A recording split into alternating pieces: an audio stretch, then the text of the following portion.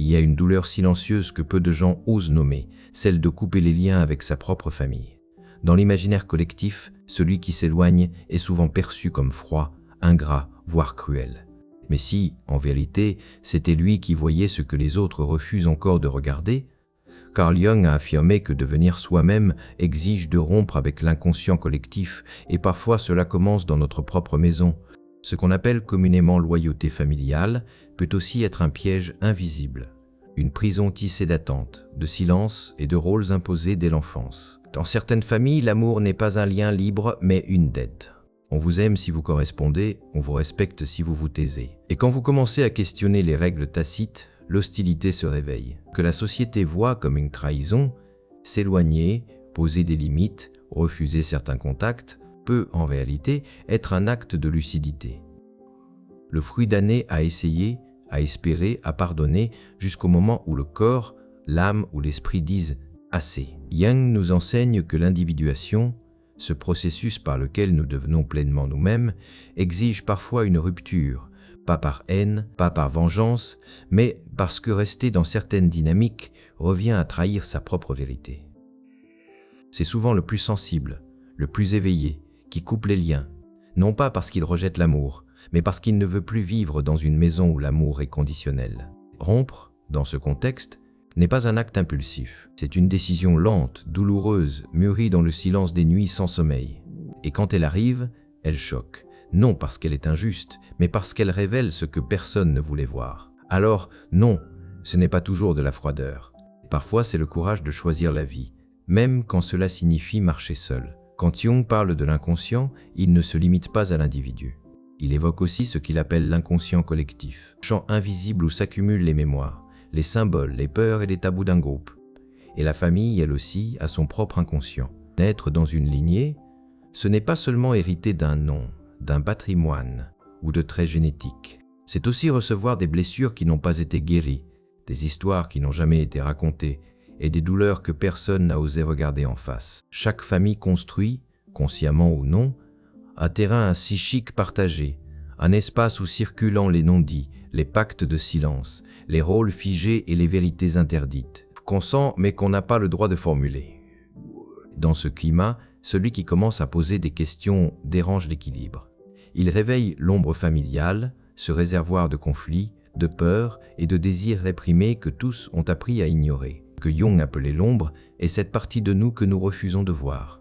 Et dans une famille, l'ombre devient souvent une affaire collective, une faute enterrée, une blessure transmise, une vérité trop dangereuse pour être dite. Quand un membre commence à voir cette ombre, à ressentir l'injustice, l'étouffement, ou la manipulation ou l'absence d'amour authentique, il devient un miroir.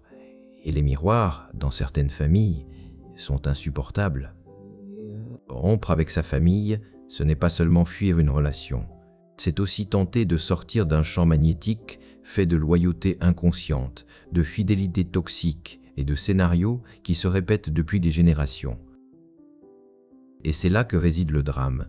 Même quand le cœur aime encore, la psyché s'arrête. Car rester parfois, c'est continuer à porter ce qui ne nous appartient pas. C'est hériter, par obéissance, de chaînes que personne n'a jamais choisi de briser. Dans certaines familles, on ne dit pas les choses, on les fait sentir. On ne formule pas les règles, mais on les applique avec une précision glaçante. Il existe un contrat invisible, tissé bien avant notre naissance, auquel chacun est sommé de se conformer. Un paradoxe fondamental où certains ont le droit de parler, tandis que d'autres doivent se taire, où certains portent les attentes, encaissent la colère, sont valorisés ou sacrifiés pour préserver l'illusion d'harmonie. C'est un jeu de rôles ancestral, si bien rodé qu'il en devient presque naturel.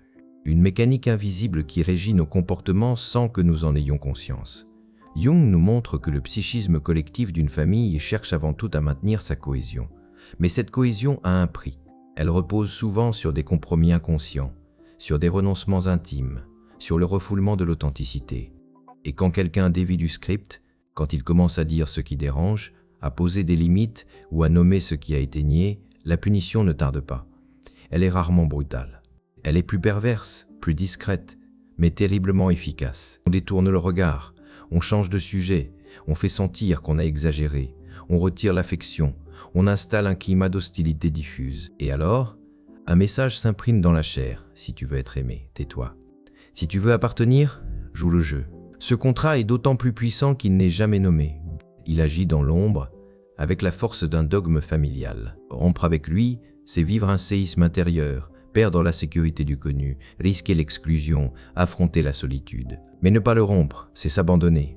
Celui qui brise le silence ne cherche pas à détruire la famille. Il cherche à sortir du mensonge. Et pour beaucoup, c'est une question de survie psychique, dire la vérité.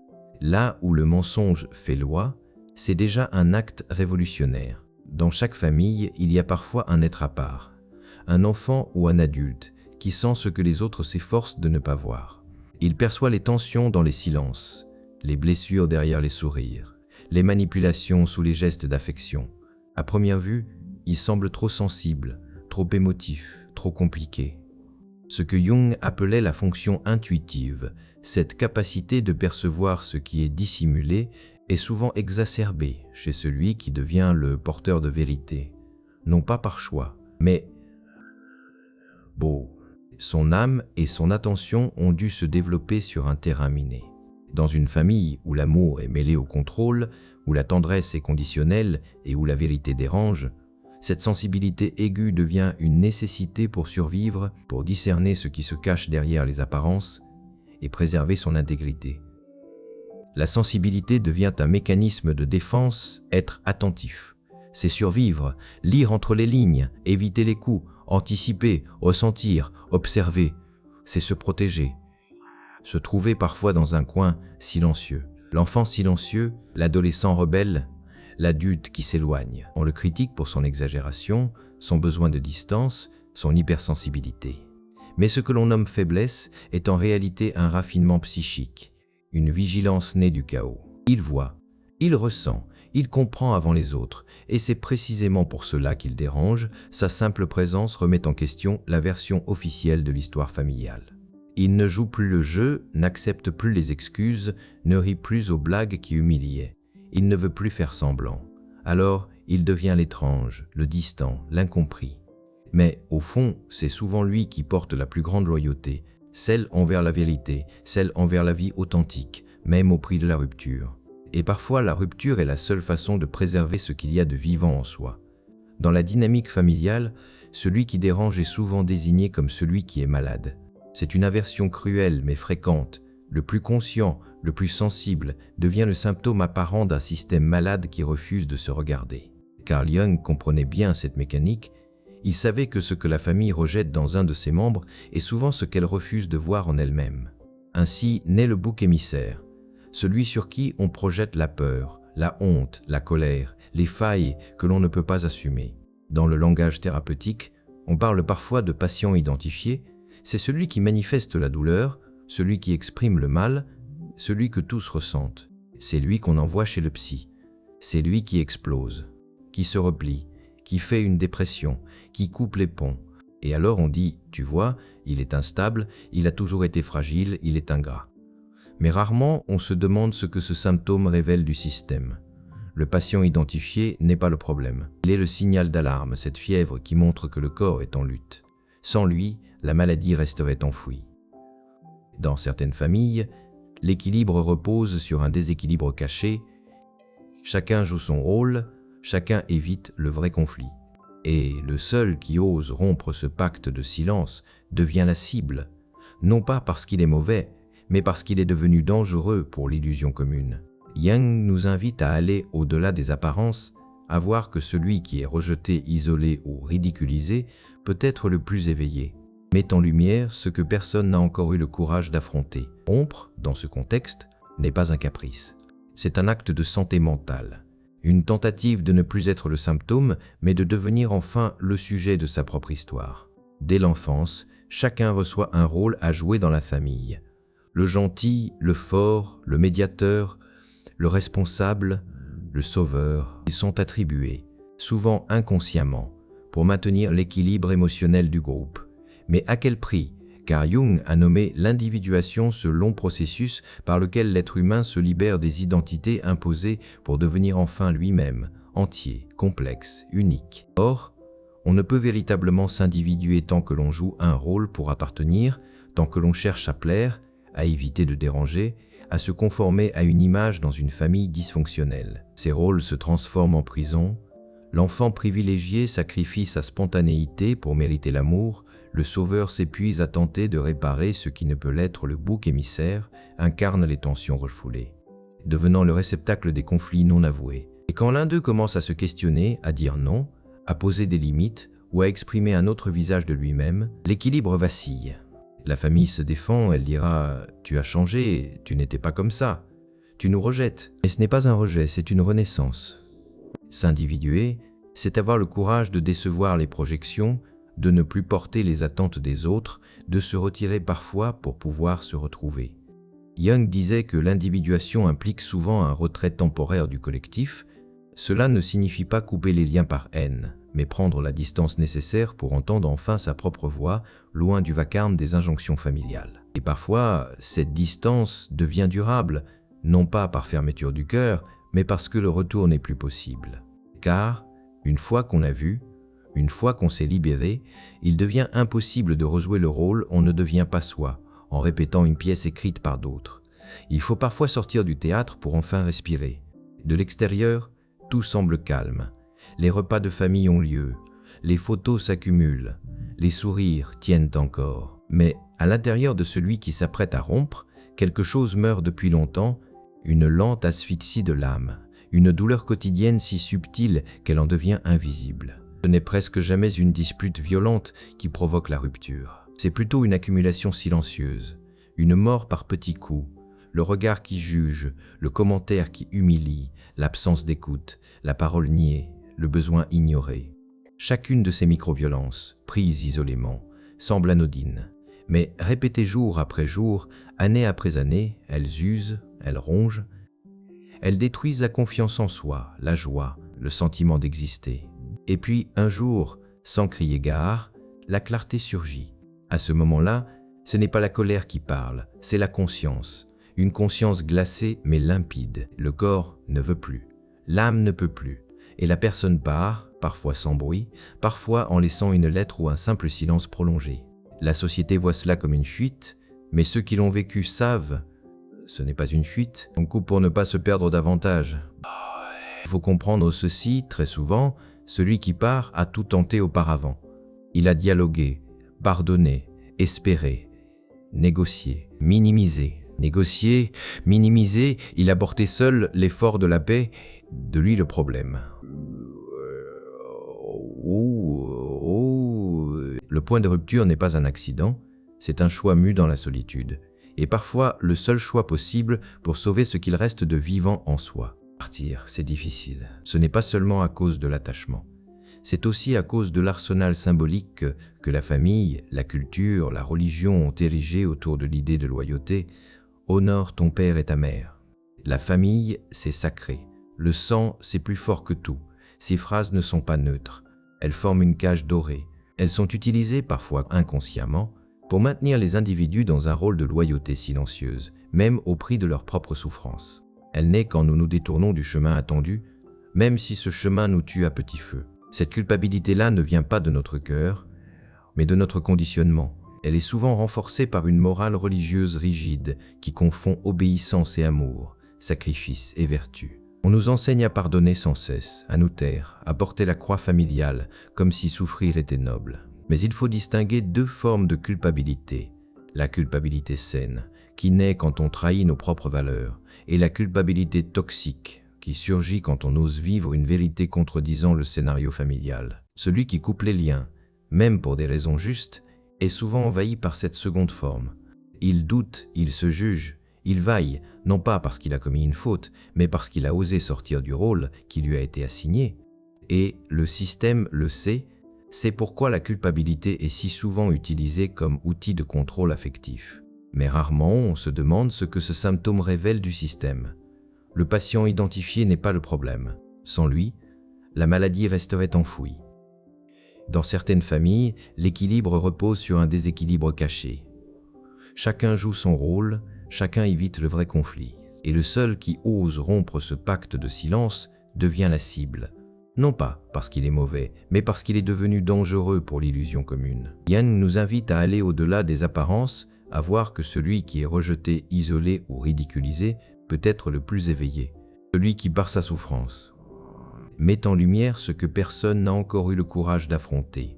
Rompre, dans ce contexte, n'est pas un caprice, c'est un acte d'intégrité, une coupure qui n'est pas un rejet, mais un choix de ne pas contaminer les générations suivantes avec le non-dit, la colère refoulée, l'angoisse intériorisée.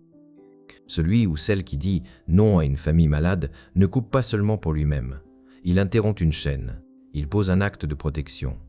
Il offre à ses enfants, biologiques ou symboliques, la chance de grandir dans un autre climat, celui de la clarté, du respect, de la vérité.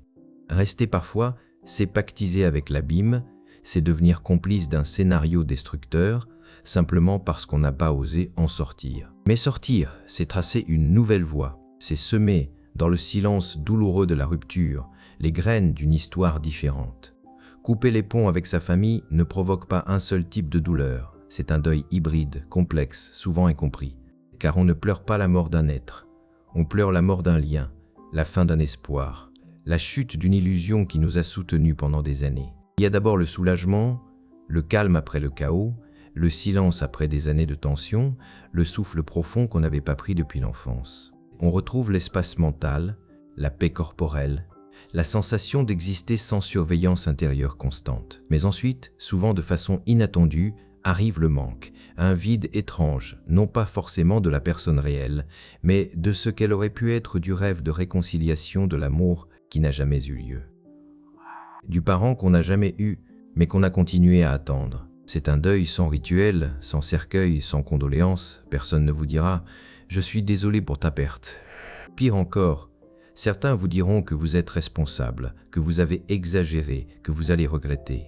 Vous sentez l'absence dans le regard des autres, dans les questions gênées, dans les comparaisons. Et il y a des déclencheurs, une odeur, une chanson, un repas, une phrase qui réactive, l'espace d'un instant, l'enfant en vous. Jung disait que le deuil est aussi une étape vers l'individuation. Il ne s'agit pas seulement de perdre, mais de se redéfinir, de vivre malgré la blessure, de reconstruire un sens même dans l'absence. Car ce manque ne disparaît pas, mais il devient supportable. Il se transforme parfois en source de création, de compassion, de profondeur. Il forge un être plus lucide, plus libre, plus vrai. Et un jour, on se surprend à sourire sans culpabilité. Non pas parce qu'on a oublié, mais parce qu'on a accepté, on a perdu une famille, mais on a retrouvé sa vie. Après la rupture, il y a un vide. Là où l'ancien lien s'est rompu, peut naître une famille choisie, des liens libres, des relations tissées, non pas par obligation, mais par réciprocité, par respect, par choix conscient. Ce sont des amitiés profondes, des partenaires de vie sincères, des mentors, des âmes sœurs, des présences qui nourrissent au lieu de contrôler. Et surtout, ce sont des relations où l'on peut être soi, sans jouer un rôle, où la vérité n'est pas une menace, mais une base commune, où les conflits ne sont pas niés mais traversés avec maturité. Jung aurait dit que cette reconstruction est une étape du processus d'individuation. Une fois séparé du noyau familial ancien, l'individu n'est plus prisonnier de ses anciens rôles. Il peut choisir les relations qui soutiennent son devenir plutôt que de répéter les scripts du passé. Cela prend du temps, car la blessure enseigne la prudence, la peur d'être à nouveau trahi, rejeté ou manipulé reste présente. Et peu à peu une nouvelle carte de l'amour se dessine, on apprend à poser des limites saines, sans se sentir coupable. On apprend que l'amour vrai n'a rien à voir avec la dette, le contrôle ou le silence. Et souvent, on devient à son tour source de sécurité pour d'autres. On crée des traditions nouvelles, des fêtes douces, des espaces de parole, des gestes simples mais vrais. Ce que la famille d'origine n'a pas su donner, on apprend à le construire autrement, non pas pour remplacer, mais pour réparer. Car la reconstruction n'est pas un effacement du passé, c'est une réinvention, une preuve qu'au-delà de la blessure, la capacité d'aimer profondément, librement, est toujours vivante. Il y a une image forte pour conclure ce chemin. Parfois, il faut tailler une branche malade pour que l'arbre survive, pas par cruauté, mais pour préserver ce qui est encore vivant, pour permettre à la sève de circuler ailleurs plus librement, plus sainement. Rompre un lien familial toxique n'est pas un acte de haine, c'est un geste de préservation intérieure, une façon de dire « je choisis la vie, je choisis la vérité, je choisis de ne plus me trahir ». La société appelle cela froideur. L'inconscient familial crie à la trahison, mais Jung l'aurait vu autrement, Comme une étape courageuse du processus d'individuation, on ne sauve pas ses ancêtres en répétant leurs blessures. On les honore réellement, en interrompant la chaîne, en refusant que l'ombre continue de se transmettre. Et cela demande une immense force, car le deuil, la culpabilité, la solitude vous accompagnent. Mais un jour, vous regardez en arrière et vous voyez le chemin parcouru. Vous n'avez pas été dur, vous avez été lucide, vous n'avez pas détruit. Vous avez mis fin à ce qui vous détruisait et à ceux qui doutent, qui vaillent, qui culpabilisent encore. Rappelez-vous ceci, ce n'est pas vous le problème. Ce n'est pas vous qui avez abandonné. C'est vous qui avez choisi de vivre et de veiller dans un monde où tant préfèrent dormir debout et laisser l'arbre mourir. Ce n'est pas renier ses racines, c'est leur donner une nouvelle chance. C'est créer un espace où l'amour pourra enfin respirer, où la vérité pourra circuler, où vous pourrez transmettre autre chose à ceux qui viendront après. Vous n'êtes pas froid, vous êtes réveillé. Si vous êtes arrivé jusqu'ici, merci. Merci d'avoir écouté avec votre cœur. Merci d'avoir eu le courage d'explorer un sujet que beaucoup préfèrent éviter. Peut-être que cette vidéo a mis des mots sur ce que vous ressentez depuis longtemps. Peut-être qu'elle a réveillé des souvenirs, des douleurs, ou simplement une vérité que vous portiez en silence. Je vous invite à partager dans les commentaires ce que cela a réveillé en vous. Votre histoire peut éclairer celle d'un autre. Ici, vous n'êtes pas seul. Et si ce type de contenu résonne avec votre chemin intérieur, abonnez-vous à cette chaîne. D'autres vidéos arriveront guérir, transformer.